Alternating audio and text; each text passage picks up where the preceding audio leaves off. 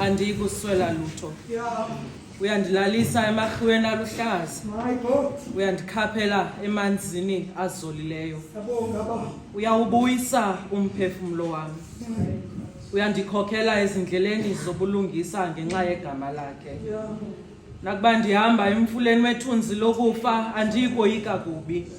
Ngokuba wena unam, intonga yakho nomsimelelo wakho uyandithuthuzela. Uyandilungiselela isithebe phambi kweentshaba zami. Uyithambisile ngeoli inhloko yami, indebe yami iyaphuphuma.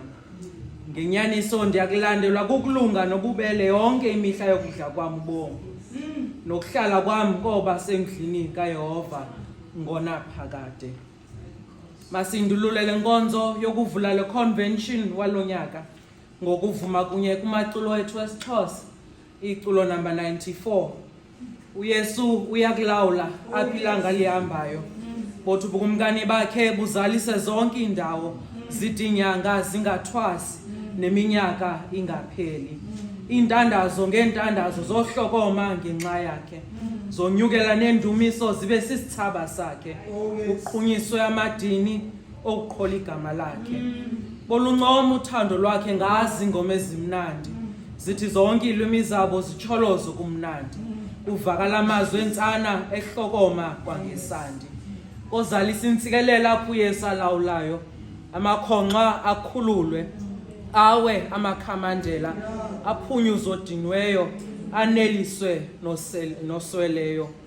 Izidalwa ke ezikhoyo maziguqe phambi kwakhe, zibe zeziqhayisayo ngawo amandla ofefe lwakhe, zidibane nabezulu ngokumnika udumo lwakhe. Yesu.